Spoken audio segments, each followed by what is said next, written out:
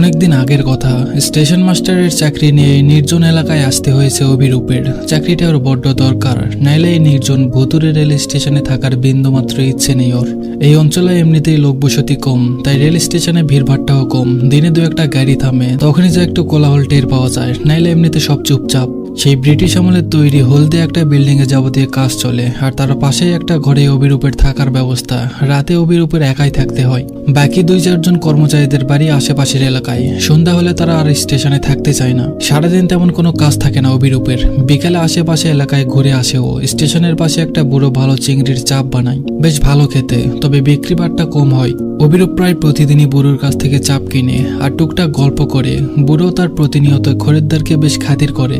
একদিন এমন গল্পের ছলে বুড়ো বলেছিল, বাবু রাতে আপনি একা থাকেন, কখনো ঘর থেকে বেরোবেন না কিন্তু। অভিরূপ বলল, কেন চাচা, কি হবে বেরোলে?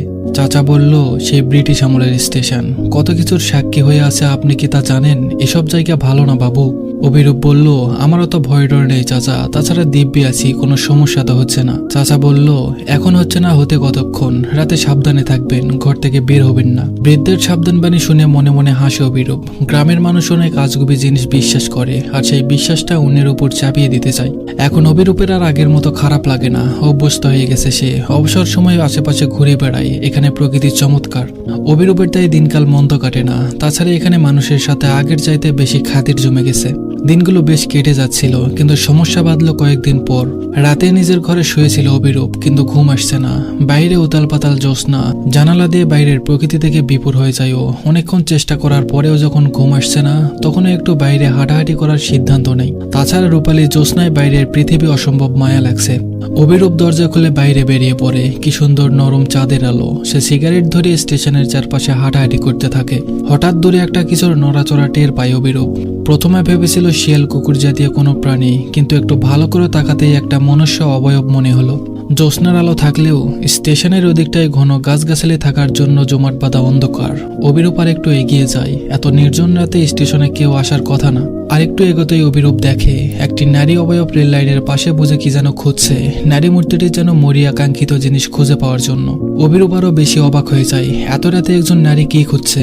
এখানে তার উপর মহিলা শাড়ি পরা নাই, বরং শতাব্দীর প্রাচীন ব্রিটিশ আমলের পোশাক গায়ে। পোশাকের লেস আর লম্বা ঝোলের জন্য তাকে ভালো মতো দেখা যাচ্ছে না। মহিলা সাহস হলো কিভাবে এখানে আসার? এমন সময় নারী মূর্তি নিজের খোঁজাখুঁজি থামিয়ে উঠে দাঁড়িয়ে অভিরূপের দিকে ফিরে তাকায়। এরপর অভিরূপ যা দেখে তাতে ওর আত্মা খাপছাড়া হবার জোগাড়। এমন কিছুর যে সম্মুখীন হতে হবে সেটাও স্বপ্নেও ভাবতে পারেনি। ওর সামনে দাঁড়ানো নারী মূর্তির সম্পূর্ণ দেহ ঠিক থাকলেও ধরের উপরের মুন্ডুটাই নেই। গলার কাছে গদগদে বিভৎসখা, গায়ে শতাব্দীর প্রাচীন পোশাকের গায়ে ছোপ ছোপ রক্ত। মাঝরাতে নির্জন স্টেশনে মাথাবিহীন নারী দেহ দেখলে যে কোনো মানুষের মাথা ঠিক রাখা কঠিন, কিন্তু অভিরূপ নিজেকে ধরে রেখেছিল। নারী মূর্তিটি এবার আস্তে আস্তে ওর দিকে এগিয়ে আসতে শুরু করে। অভিরূপ পিছনে ঘুরে ওর গলায় থাকা মায়ের কবচটা হাতের মুঠোয় ধরে দৌড়াতে থাকে, ভুলেও পিছু দিকে তাকায় না। ছুটতে ছুটতে নিজের ঘরে ঢুকে দরজা লাগিয়ে দেয় ও। নিজের কৌতূহল সামনে রাখতে না পেরে জানালা দিয়ে তাকিয়ে দেখে মাথাবিহীন নারী মূর্তিটি ওর জানালার পাশে ঠাই দাঁড়িয়ে আছে। এবার আর নিজেকে ধরে রাখতে পারে না অভিরূপ, জ্ঞান হারিয়ে মেঝেতে লুটিয়ে পড়ে। পরের দিন সকালে মুখের উপর রোদ পড়তেই জ্ঞান ফিরে অভিরূপের। নিজেকে মেঝেতে আবিষ্কার করে ও একে একে গত রাতের ঘটনা মনে পড়ে। সকালের ঝলমলে আলোতে গা শিউরে ওঠে ওর। দিনের আলোতেও ঘরের বাইরে যেতে ভয় লাগে ওর। স্টেশনের কর্মচারীরা অনেক বেলা পর্যন্ত ওর সাড়া না পেয়ে দরজায় কড়া নাড়লে দরজা খোলে অভিরূপ। তাদের আর কিছু বলে না অভিরূপ। বিকেলে সেই বৃদ্ধের কাছে যায় অভিরূপ। লোকটি আপন মনে চিংড়ির চাপ ভাজছিল। চপের গন্ধে চারিদিকে মোমো করছে, যদিও অভিরূপের আর খাওয়ার ইচ্ছা নেই। অভিরূপের ঝড়ো কাকের মতো অবস্থা দেখে ঘটনা কিছুটা আন্দাজ করতে পারে বৃদ্ধ। বৃদ্ধটি বলে, কি বাবু, শুনলেন না তো আমার কথা? ঠিক বের হয়েছিলেন তো রাতের বেলা, তাই না? চমকে ওঠে অভিরূপ। কিছুটা স্বাভাবিক হয়ে বলল, আপনি কিভাবে জানলেন? বৃদ্ধটি বলল, আপনার মুখ দেখেই বুঝেছি। অভিরূপ বলল, আপনি কিছু জানেন চাচা? বৃদ্ধটি বলল, হ্যাঁ জানি, আপনি ভয় পাবেন বলে বলতে চাইনি, তবে যখন আপনি তাকে দেখেই ফেলেছেন সুতরাং লুকিয়ে কোনো লাভ নেই। কাল রাতে আপনি যাকে দেখেছেন উনি বার্থা উইলিয়াম, আলফ্রেড উইলিয়ামসের স্ত্রী। তখন ব্রিটিশ আমল চলে, এই রেল স্টেশন তৈরি হচ্ছে। এর কাজের তদারকির জন্য একজন ইঞ্জিনিয়ার সাহেব আসেন, তার সাথে সুন্দরী নবপরিণীতা স্ত্রীও আসেন। এখানের প্রকৃতি সাহেবের খুব ভালো লেগে যায়।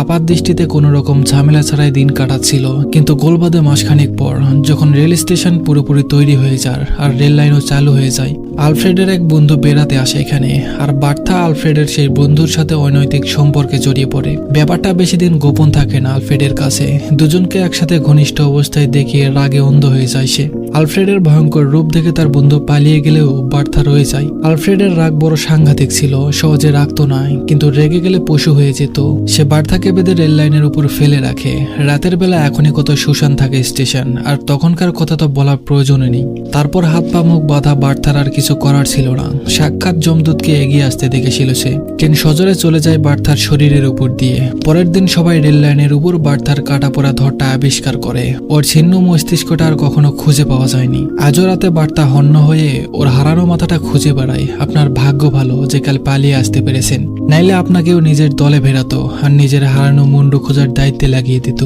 পুরো কাহিনীটা শেষ করে বৃদ্ধা থামলেন। অভিরূপ বলল, আর আলফ্রেড উইলিয়ামস, উনার কি হলো?